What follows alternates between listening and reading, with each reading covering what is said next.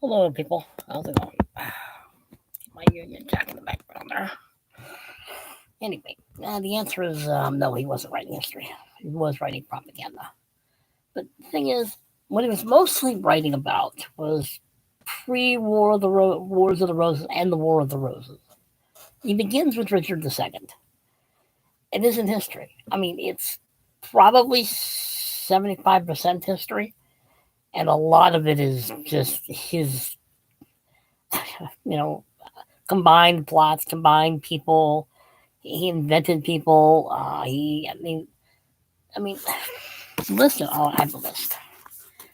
His plays are good. Richard II, Henry the Sixth. I'm sorry, the Fourth. Yeah, Henry the Fourth, Part One and Two. Henry the Fifth who is Henry the Fourth's dad or father. Yeah, dad.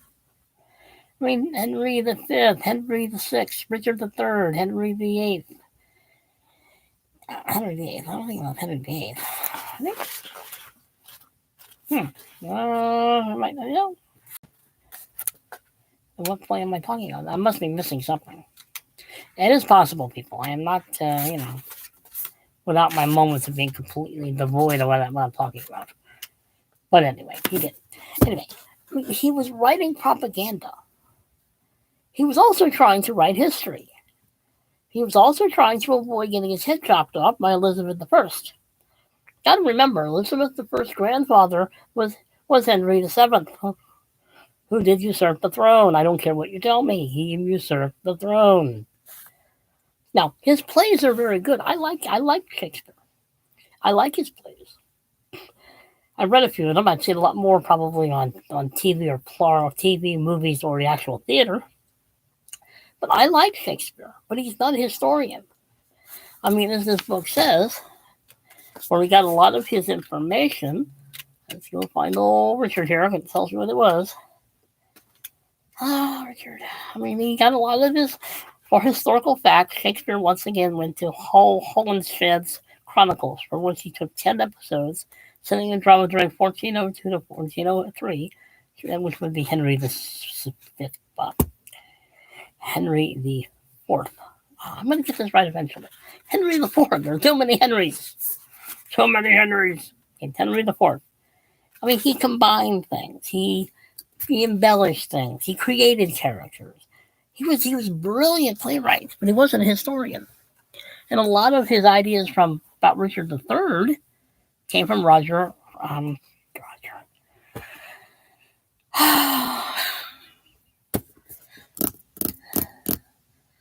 You know, you ever have one of those days where your brain just does not want to cooperate with what you're trying to talk about?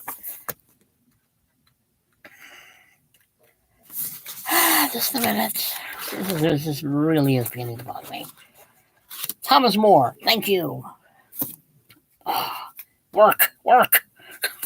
Anyway, he got a lot of his ideas about Richard III from Thomas More. He wasn't going to write nice things about Richard III. The whole point of a lot of what he wrote really was propaganda. It really was. It was history writing, entertainment, and propaganda. I mean, he wrote brilliant plays, but they're not history. His characterizations are brilliant characterizations, but they're not history. The plots, probably about 75% of the plots actually did happen, various degrees. I mean, Richard did get killed at Boswell Field. Got that part right. But, and he made Henry V far more romantic character than he actually was.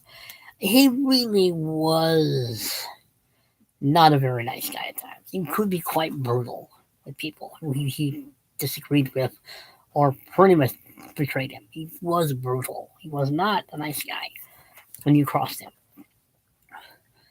I mean, and Henry the Seventh, he started out fine, but he was still a usurper. But he spent most of his reign trying to keep people from trying to kick him off the throne. I mean, Richard II, which is where it all begins in his plays, in his historical English plays. was he part of his problem in a lot of ways was he was almost on the border of being an absolute monarch. He was not going to be told what to do by anybody unless they agreed with him. I mean, Bolingbroke, who would eventually become Henry the Fourth. I'm getting it right this time. Eventually the dad of Henry the Fifth. Hey, I'm getting it right this time. Hey, you try remembering all these people's names in the correct order. But anyway, he usurped it. He really was a usurper. Henry the Fourth really did usurp the throne, and he spent his entire reign trying to stay in control. But Shakespeare was writing for an audience that knew its own history, but also knew that saying anything negative about any relations to Queen Victoria and her family that came to the throne will get your head removed from your body rather quickly.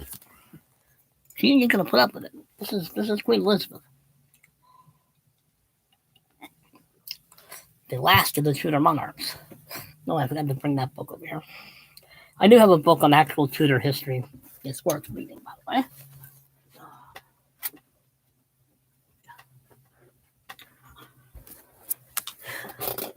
If you want an actually very good book on Tudors, this is the book you need to read. From Henry the Fourth, Henry the Seventh, you dummy, Henry the Seventh, to Queen Elizabeth First.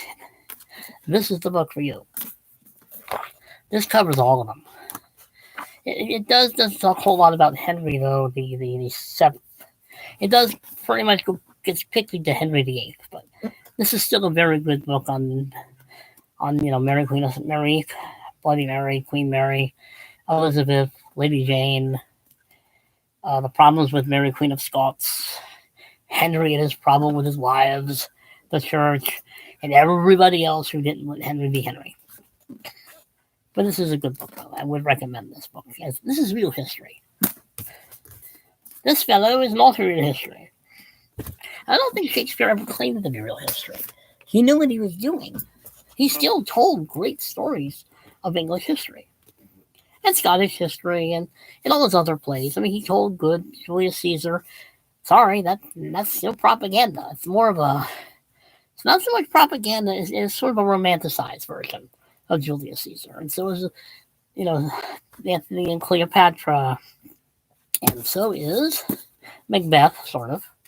Macbeth is based on an actual person. Let's see. Yeah, Julius Caesar and Antony and Cleopatra. I mean, I've never heard. Well, it says notes on Edward III in here, but I haven't read this whole book yet. I kind of go. This book is fun. This book talks about every single play. It talks about all the and his poetry. It talks about the where he embellished and where the history actually lies. I mean, let's look at other playwrights. Henrik Ibsen was not writing history when he wrote Julian and the Galilean. He was not writing history about the Emperor Julian and the Christians. It's a good play. I mean, it is long. It is one of my favorite plays of Ibsen. Probably one of my favorite plays overall. But he wasn't writing history. He was writing.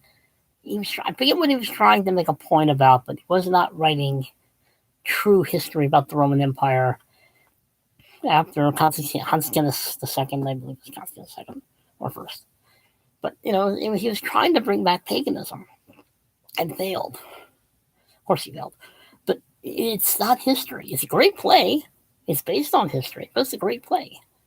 August Strindberg, he wrote about the Sweden's king Eric the 14th. It's been a while since I've read it, but it's not history. It's good, as I remember. If I remember correctly, I liked it. But it's not history. It's a play about something else using history. And that's what Shakespeare did. He used historical dramas, historical events to write, sometimes not just propaganda, but entertainment. He really was trying to say something. He was trying to give it a message of some kind. I mean, he knew what he was doing. I mean, Ibsen knew what he was doing. August Strindberg wrote that I liked his plays, but it wasn't history. I'm trying to think of somebody else I wanted to mention. Um, I'm drawing a blank on some of the writers, but anyway. I mean, I like. Don't get me wrong. His plays are brilliant. His plays are brilliant. They're wonderful, but they're not history. They are literally editing of history, you could say, and they are rewriting of history at the point, and they're everything but history, basically. But yeah, anyway, I like the plays. I do. I think his plays are brilliant. They should be read. He's the greatest playwright who ever lived. But read it with a grain of salt. He lived an interesting life, sort of. He actually lived kind of an interesting life. But we don't really know a whole lot about him, though. Not really. But as I keep saying, this book is very good. We're talking about all his plays, including Edward III, apparently. Oh, Philip Marlowe. That's the other person I was thinking of. He wrote one on Edward II. Now, I haven't read it. I just know he wrote one. But I've heard it's not history. Not strictly history. It's Philip Marlowe, because he was a contemporary of Shakespeare. But he wrote history. He wrote one on Tamerlane. Also, kind of history, but not quite. Philip Marlowe was an interesting guy. Him I'd like to find a biography of, but I can't find one. I have a collection of his plays. But I should read his Edward II. I believe II. Yeah. I think it was Edward II. I don't think anyone's ever written one on Edward I. That would be a colossal work. Trying to think. I think I mentioned the playwrights. I mean, there is. What's the guy? The Man Who Would Be Man for All Seasons, about Thomas More. I know I've forgotten his name off the top of my head, but that's not history. Thomas More was not that nice. He was not that much of a saint. He really wasn't. He may have stood up to Henry VIII, but he wasn't nice to people who did not agree with him on certain issues such as the Bible and theology and other things. I mean, A Man for All Seasons is a good movie. It's a good play, but it's not history.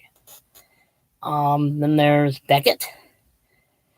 A good play, excellent play. It's not history. None of it's history. In fact, if you watch the commentary on Beckett with Peter O'Toole, he will tell you we weren't writing history. A lot of what we did and wrote didn't happen. It's a great movie. Beckett's a great movie, but it's not history. Lion in Winter, excellent play, excellent movie.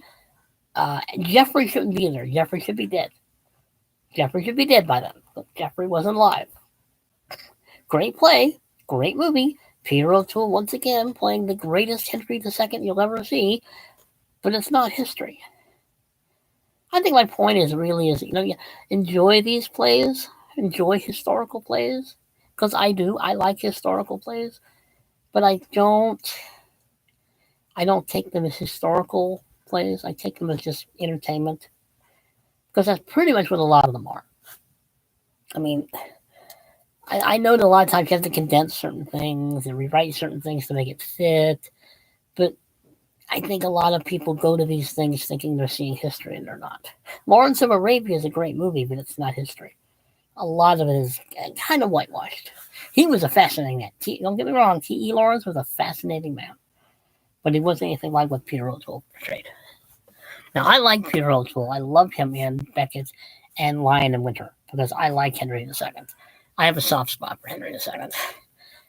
But it's a great play. Both of them are. I'm trying to think. I guess my only point is that there are a lot of cool plays out there on historical subjects, historical events and moments.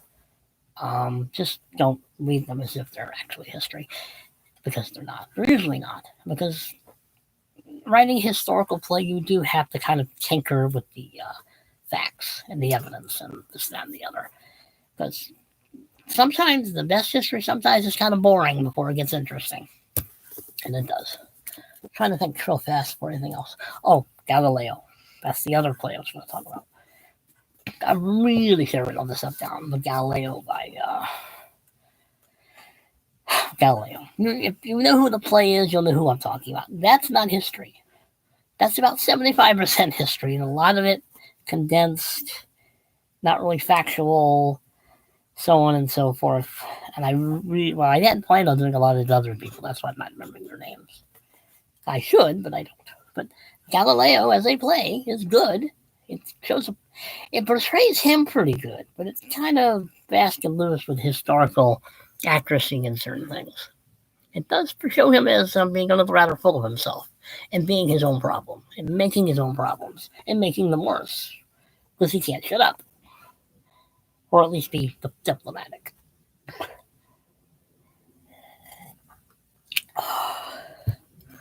I mean, people who are watching this, if you know who wrote the play Galileo, you know who I'm talking about. But yeah, I mean, it's a good play. It's just not history. I like it. I think it's a great play, but it's not history. I guess what I'm really trying to get at is that too many people, I think, when they take shortcuts and watch these things and read these things, and then all of a sudden they think they understand what they're reading is history, and it's not. If that makes sense, I think it does. But went a little longer than I thought. Well, I'm adding things I didn't plan on adding in the first place. But I think add somebody else on here. I'm trying to just stick to plays that I can think off the top of my head that are worth mentioning. No, I can't at the moment. I like Shakespeare. I like plays. I always have. I've written at least 30-something of them, somewhere around there. I'm trying to rewrite them onto my blog site, but I've written them. Playwriting is fun. It can be fun anyway. Well, people, wow. Like, share, comment, subscribe. Thank you for listening. Behave yourselves, because you know I'm not going to. Later.